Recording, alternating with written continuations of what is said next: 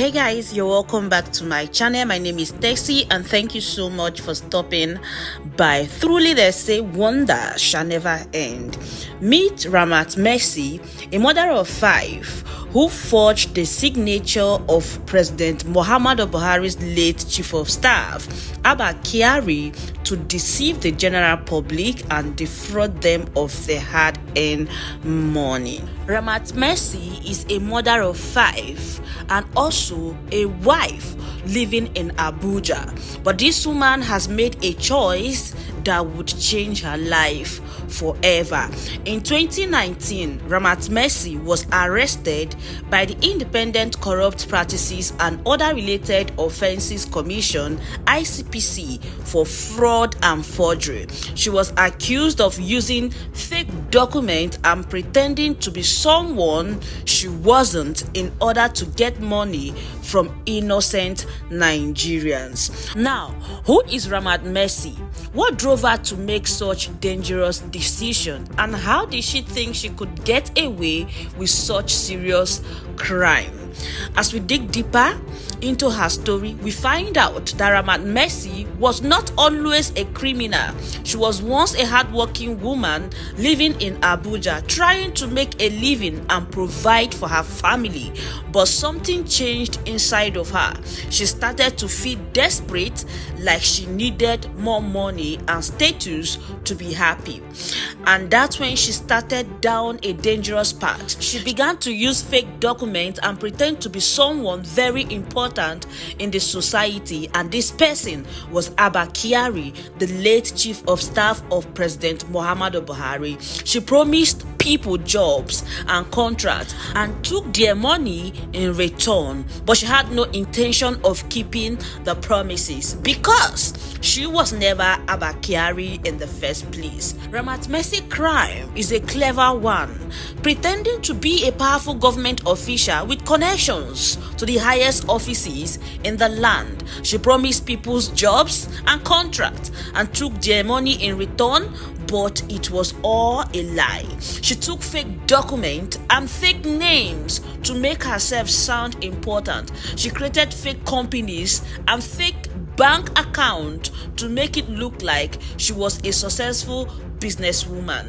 She used her fake identity to convince people to give her their hard-earned money. But Ramat Messi didn't just stop at pretending to be someone she wasn't. She also forged documents and signatures so to make it look like she had the support of real government officials. She created fake letters and certificates and even went so far as to create a fake government website to make her scam look legitimate. And it worked.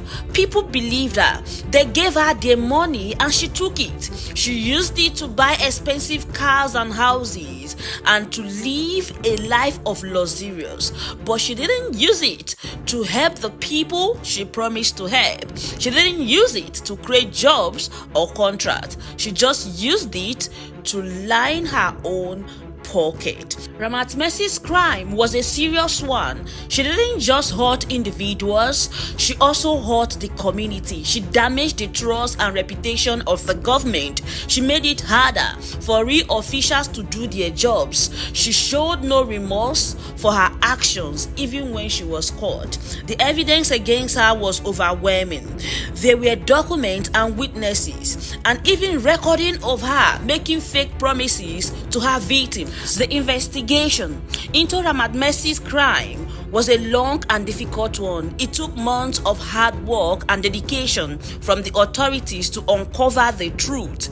They interviewed witnesses, collected evidence, and followed the trial of money to uncover the extent of her scam. The Independent Corrupt Practices and Other Related Offences Commission (ICPC) led the investigation, and they worked tirelessly to build a strong case against Ramat Messi Messi Mba. They discovered that she had used fake documents and fake names to deceive her victims. Mind you, fake names, because it is not just one person. She used multiple names of different government officials, and she had forged signatures and documents to make her scam look legitimate. As evidence mounted, Ramat Messi Mba's story began to unravel. She tried to deny the allegations, but the proof was too strong. She was arrested and charged with fraud and forgery, and her trial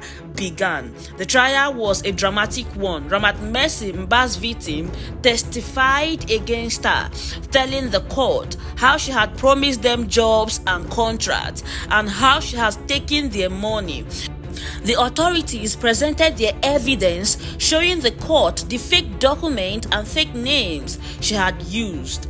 Ramat Messi Mba's defense team tried to argue that she was innocent, but the prosecution case was too strong. Justice Ibrahim Mohammed postponed the convict sentencing until May 16, 2024, but ordered her to remain in the Suleja Correctional Center.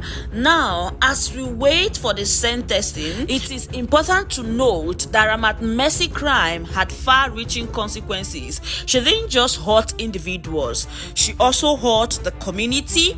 She damaged the trust and reputation of the government and made it harder for real officials to do their jobs. Her victims were left with financial and emotional scars. They had trusted her and she had betrayed that trust. She had defrauded them of their hard-earned money and left them to pick up their pieces and try to move on with their lives. The people was also affected. People were angry and disappointed. They had thought that Ramat Messi was a trustworthy and respected member of the government, and they had been wrong.